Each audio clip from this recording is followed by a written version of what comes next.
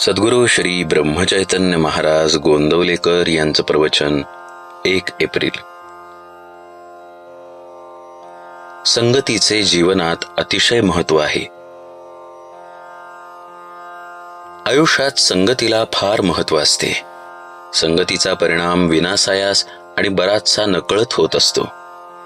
संत संगती लाभणे ही अत्यंत भाग्याची गोष्ट आहे. ती पूर्वपुण्याईमुळेच लाभते. ज्याच्याशी आपण संगत करावी त्याचे गुणधर्म आपल्याला येऊन चिकटतात हे आपण पाहतो. समजा काही लोकांनी इथे यायचे ठरवले.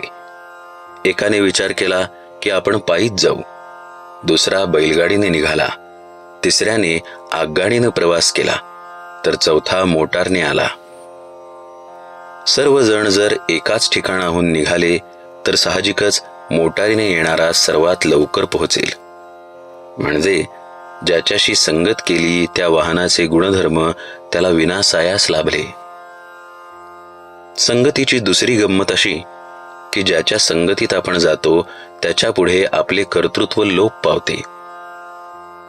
इथून पुष्कळ मुले शिक्षण घेऊन पुढे कुणी वकील झाले तर कुणी डॉक्टर झाले.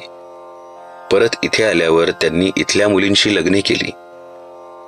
त्या मुली फारशा शिकलेल्या नसतील, परंतु वकिलाशी लग्न केलेली वकिलीण बाई झाली, डॉक्टरशी लग्न केलेली डॉक्टरीण झाली.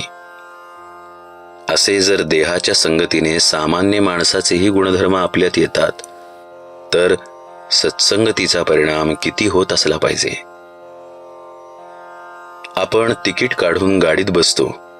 आपल्या शेजारी कोण येऊन बसेल ते आपल्या हाती नसते. तो विडी ओढणारा असला आणि आपल्याला धूर सहन होत नसला तरी नाईलाजाने तिथेच बसावे लागते.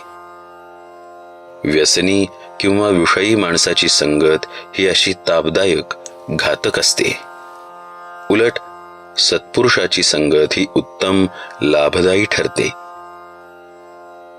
सत्संगतीपासून सद्वासना आणि सद्विचार प्राप्त होतात.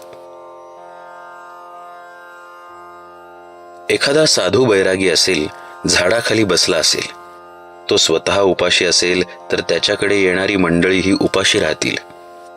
समर्थांकडे कुणी गेला तर ते म्हणतील, मी भिक्षेची झोळी घेतो, तूही घे, दोघेही भिक्षा मागून आणू आणि जे मिळेल ते शिजवून खाऊ.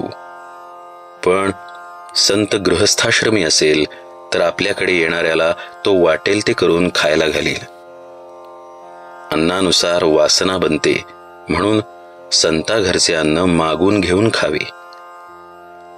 संताची देहाने संगती लाभणे सुलभ नाही.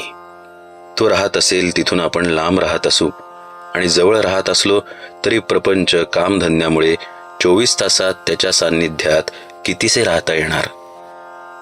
मग देहसंगतीचा लाभ कितीसा मिळेल. तेव्हा नामाची संगत हीच सर्वांना सदा सर्व काळ लाभण्यासारखी उत्तम सत्संगत होय. परमार्थ साधण्यास सत्संगती फारच उपयोगी पडते.